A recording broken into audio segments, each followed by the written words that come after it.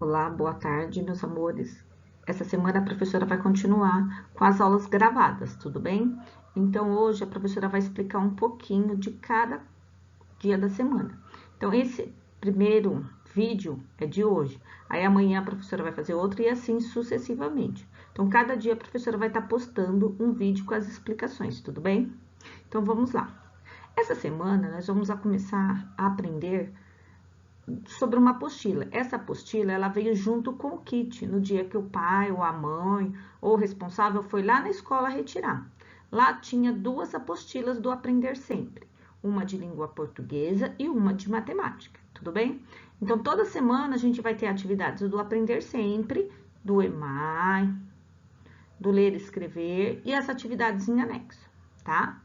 Então, a primeira atividade hoje, que está aí na rotina, é Aprender Sempre do terceiro ano de língua portuguesa, certo? E lá tinha falando sobre um texto que agora eu vou estar lendo para vocês.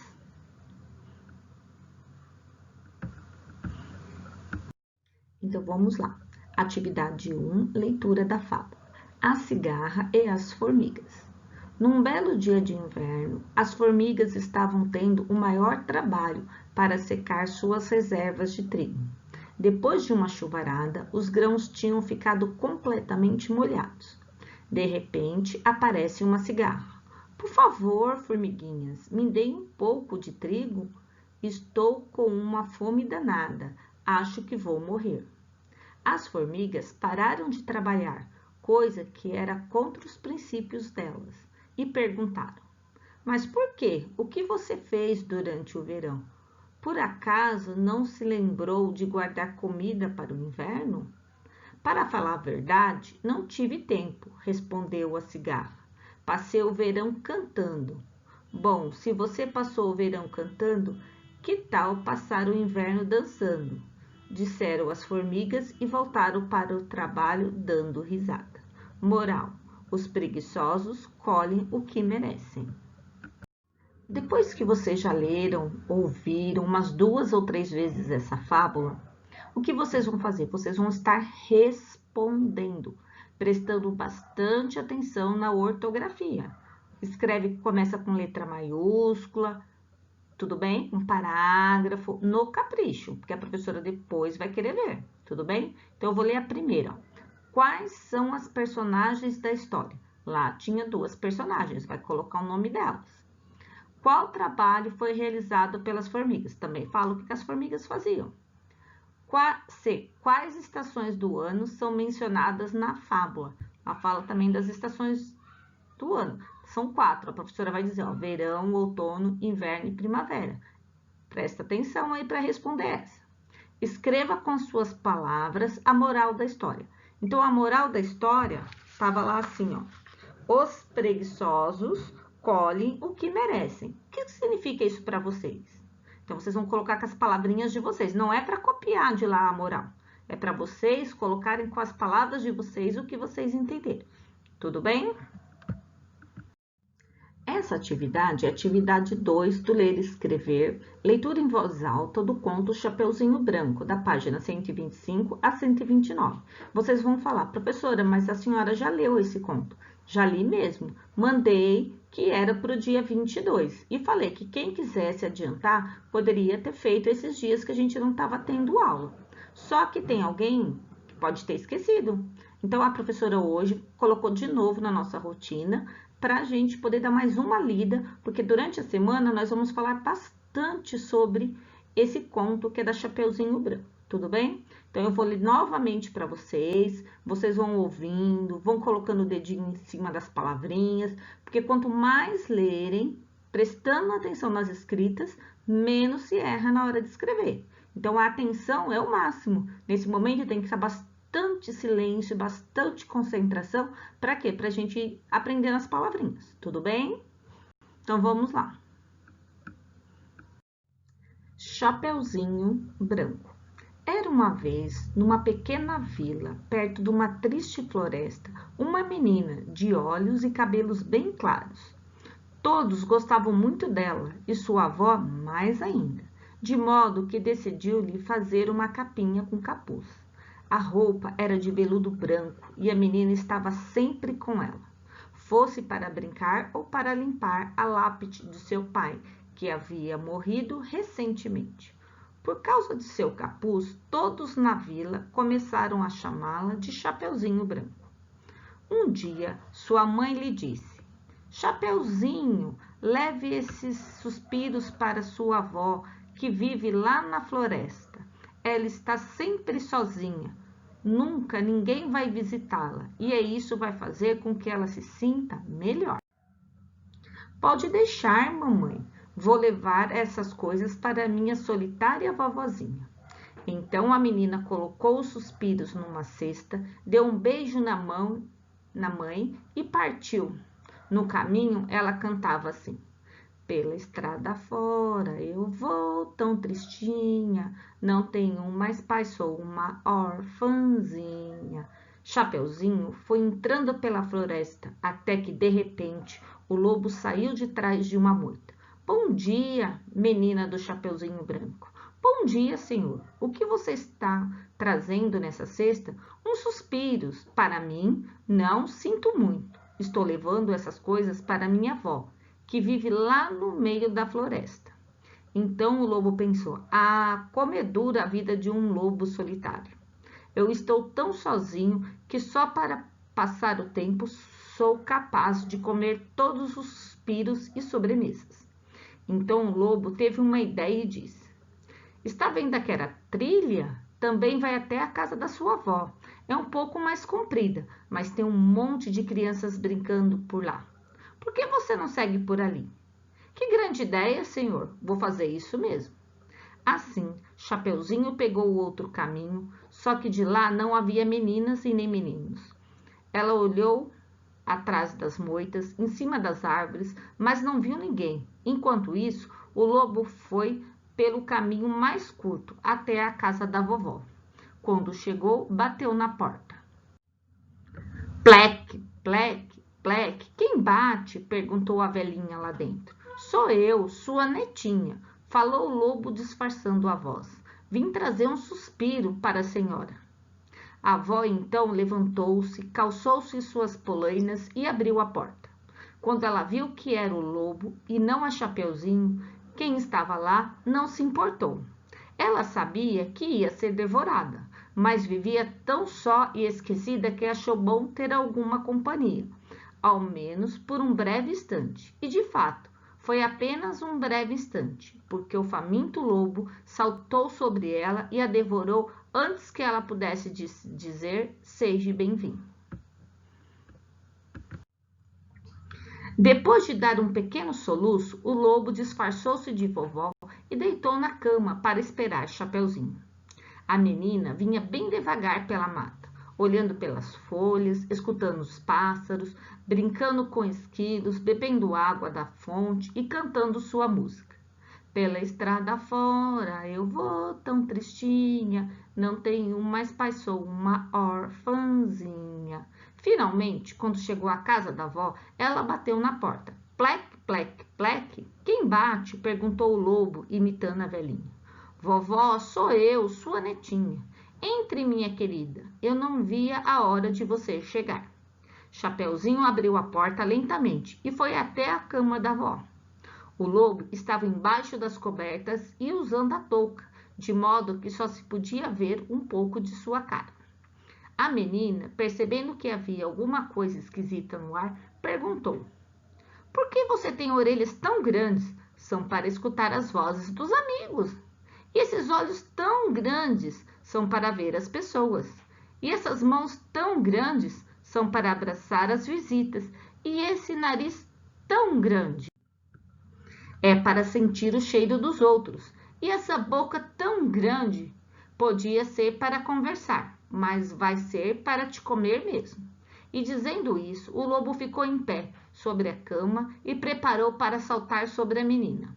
Mas antes que fizesse isso, Chapeuzinho Branco ergueu a mãe e disse: Quero que o senhor saiba que eu não me importo de morrer, porque eu sou uma menina muito triste, pois amava meu pai e ele morreu. O lobo, que era muito emotivo, não esperava ouvir aquilo. Então sentou-se na cama e começou a chorar. A menina também ficou emocionada e pôs-se a soluçar. Então, um caçador que estava andando por ali escutou aquela barulheira e resolveu dar uma olhada. Quando abriu a porta e viu o lobo chorando, ele colocou balas em sua espingarda e apontou para o lobo. Mas quando ia atirar, ouviu a porta fazer um clec. Era a mãe de Chapeuzinho que vinha chegando. Ela e o caçador trocaram um olhar, como se conhecesse de algum lugar. Ele abaixou a arma e perguntou: Minha senhora, por acaso, nos seus tempos de menina, você não morava numa casinha no alto da colina? Sim, respondeu a mãe da Chapeuzinho Branco, pois eu era seu vizinho. Astolfo, eu mesmo. Puxa, há quanto tempo! Como é que você me reconheceu? Na verdade, nunca te esqueci. Confesso que era apaixonado por você. Assim, você me deixa encabulada, mas devo admitir que eu também tinha uma quedinha por você. Pena que meus pais decidiram sair de lá da colina. Pois é, e o que aconteceu com você? Eu me casei e tive essa bela menina, mas o pai dela morreu, sabe? Quer dizer que você está livre? Quer dizer viúva? Sim. Os dois estavam no maior bate-papo quando a avó gritou lá de dentro da barriga do lobo: Me tire daqui! O caçador falou para a mãe de Chapeuzinho Branco: Bem, você se importa se eu tirar a vovó de dentro da barriga do lobo antes da gente continuar a conversa?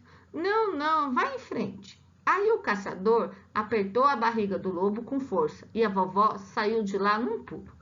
A desengolida velhinha, quando se viu livre, falou: Muito obrigado, senhor caçador. O senhor salvou a minha vida. Se bem que a minha vida é tão solitária que eu nem me importo de ter sido engolida. Sua vida não era mais solitária, minha senhora. Não, a vovó respondeu. Não, respondeu o caçador, pois eu vou pedir a mão de sua filha em casamento. E se ela aceitar, nós vamos morar todos juntos. Pois eu aceito, disse a mãe de Chapeuzinho. Ao ouvir isso, a menina falou: Que bom, agora vocês têm um ao outro. Vovó tem a companhia e eu tenho um pai. Mas e o lobo? Neste momento, o lobo disse: Também estou cansado de ser um lobo solitário. Que tal se vocês me adotassem como um lobo de estimação? E assim todos ficaram felizes para sempre. O caçador e a mãe da Chapeuzinho Branco porque se casaram. A vovó porque passou a ter companhia. O lobo porque deixou de ser solitário. E Chapeuzinho Branco porque aprendeu uma lição. Ninguém gosta de ficar sozinho. De José Roberto Torero e Marcos Aurélio Pimenta. Então, a partir de agora, nós vamos ver um pouquinho de matemática. Hoje é dia do EMAI. Sempre quando a professora for dar o EMAI, então a gente está fazendo assim, ó, EMAI em 2 dias, certo? Um dia de aprender sempre e um dia de atividades do anexo, certo? Então, hoje a professora preparou para vocês a do EMAI, que é a sequência de número 2, da página 13 até a página 15. Na página 13 está lá, sequência 2. Atividade 2.1. Você sabia que trocando de lugar as letras de uma palavra, podemos escrever outras? Elas são chamadas de anagramas. Nem sempre as novas palavras criadas existem em nossa língua. Veja alguns exemplos. Amor, Roma, lousa ou Saúl. E com a escrita dos números, o que acontece quando trocamos os algarismos de lugar? Observe o número 837. Se você mudar a ordem dos algarismos, você obtém novos números. Escreva 2 deles. Então, por exemplo, 837. 8, esse 8 aí, ele é uma centena. O 3, ele é uma dezena. E o 7, ele é uma unidade. Então, se a gente invertesse lá os lugares, o 3, o 7 e o 8, ficaria 378. 3 centenas, 7 dezenas e 8 unidades. Então, vocês vão formar aí para mim 2 números diferentes, ok? Vamos para o próximo. Escreva números com algarismo 469. Use todos esses sem repeti-los. Anote-os abaixo, certo? Então, temos 4, 6 e 9. No primeiro, já tem que ser o 4, 6 e o 9, certo? Senão, não dá os outros. Vai dar certinho. Quantos números você escreveu? Nós vamos ter que escrever 6, tudo bem? Porque são 6 possibilidades, tá? Com esses 3 números, a gente consegue dobrá-los, fazer 6 possibilidades. Então, o 4 começou com centena, na próxima ele vai começar com, ele vai ser dezena, e depois ele vai ser unidade. Então, ó, o 4, vou repetir de novo, ó. O 4, ele pode ser centena, ele pode ser dezena, e ele pode ser unidade. O 6, ele pode ser centena, ele pode ser dezena, e ele pode ser unidade. O 9, centena, dezena e unidade. Então, eu tenho que prestar atenção para não errá-los, tudo bem?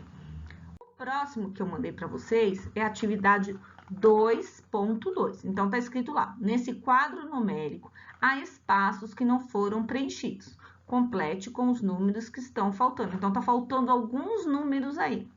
O que há em comum nas escritas dos números da segunda linha? Linha, gente, não esqueça, está no horizonte, olhando para frente, como se fosse caminhando, tudo bem?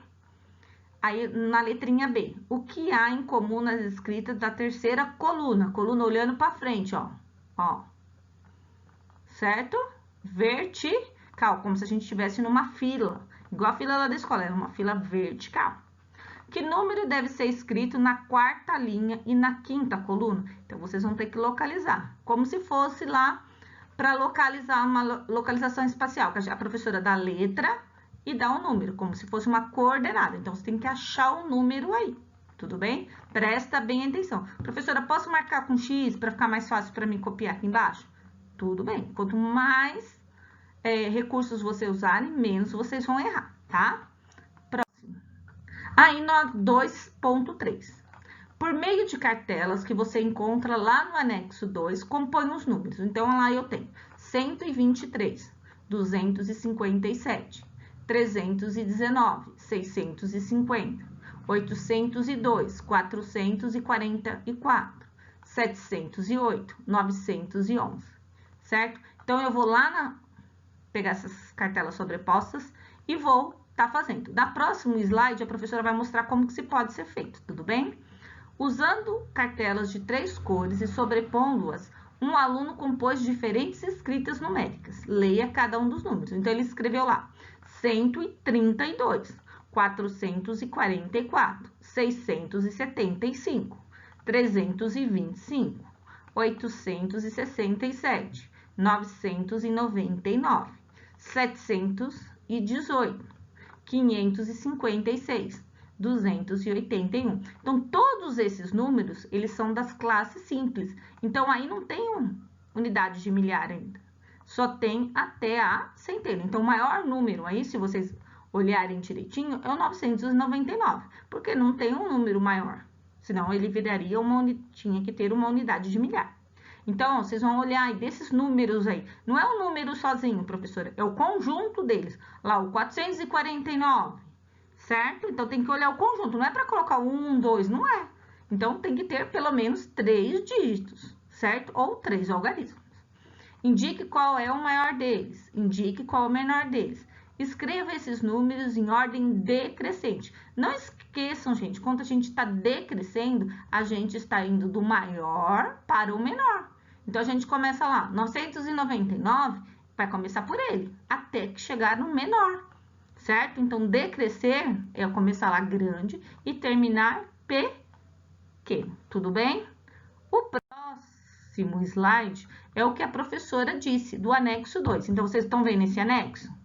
Certo? Então, esse é o anexo que está lá no final. Então, tem o número 1, 2, até o 9, certo? Só unidade. Depois tem as dezenas. O 10, o 20, o 30, até o 90.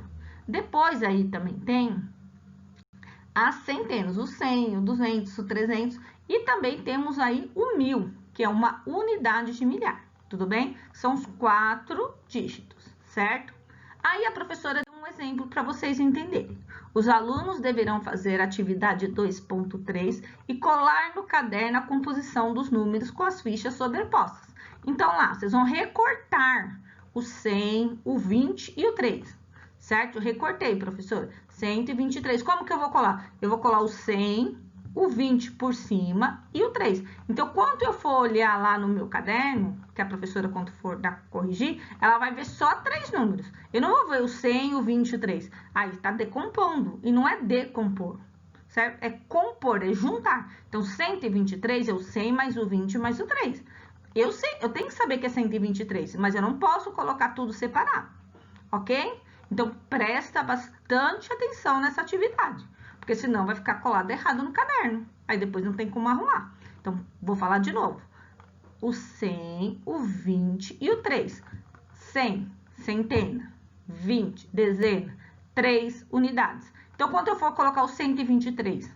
Ah, professora, eu vou recortar só um. Não, eu vou colar o 100, depois eu vou vir com a cartelinha do 20, eu vou colar por cima. E vou colar o 3 por cima, porque essa atividade nos chama cartelas sobrepostas. Então, eu tô sobrepondo um número sobre o outro, ok? Prestando bastante atenção para não errar, tá bom? Tchau para vocês e até amanhã.